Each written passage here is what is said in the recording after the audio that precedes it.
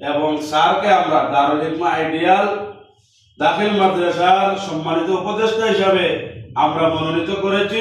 ইনশাআল্লাহ স্যারের সবসময় স্যারের নসিহা, স্যারের অ্যাডভাইস, স্যারের উপদেশ এবং প্রতিষ্ঠান পরিচালনার ক্ষেত্রে স্যার একটি ডিগ্রি কলেজে অধ্যক্ষ ছিলেন এবং শিক্ষকতা পেশায় দীর্ঘদিন ছিলেন। এখন স্যার অবসর প্রাপ্ত হয়েছেন। স্যারের দীর্ঘ অভিজ্ঞতা আছে, আমরা সেই অভিজ্ঞতাগুলো কাজে লাগাবো এবং স্যার সহ বড়লেখার যত গুণীজন আছেন, যত শিক্ষাবিদ আছেন, অধিকাংশই আমাদের এই প্রতিষ্ঠানের উপদেষ্টা মণ্ডলীর মধ্যে আছেন।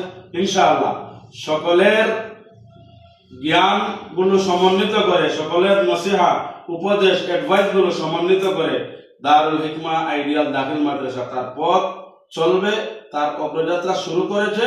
লাস্ট ডেস্টিনেশন হলো এই প্রতিষ্ঠান থেকে সকল ধরনের জ্ঞানী গুণীজন যাতে তৈরি হয়, সেই প্রচেষ্টা আমরা করব। বিশেষ করে আজকের এটা কোনো ছাত্রদের প্রশিক্ষণ কর্মশালা নয়, এটা শিক্ষকগণের কর্মশালা।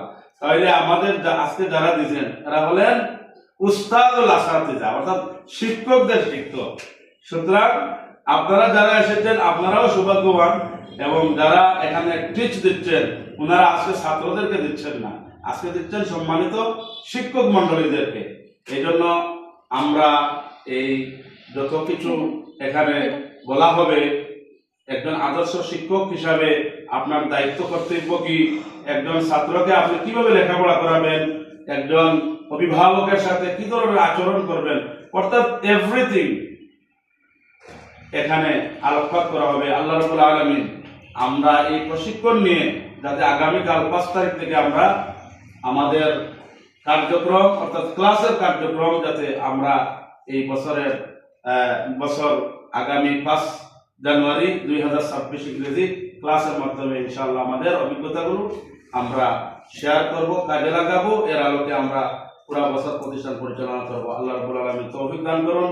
বিশেষ করে মেহমানবৃন্দ কষ্ট করে আমাদেরকে সময় দিয়েছেন, দারুল হিকমা আইডিয়াল দাখিল মাদ্রাসার পক্ষ থেকে অসংখ্য গণিত আন্তরিক মুবারকবাদ জানাই। এই বলেই আমার সংক্ষিপ্ত কথা শেষ করলাম। আসসালামু আলাইকুম ওয়া রাহমাতুল্লাহি ওয়া বারাকাতুহু।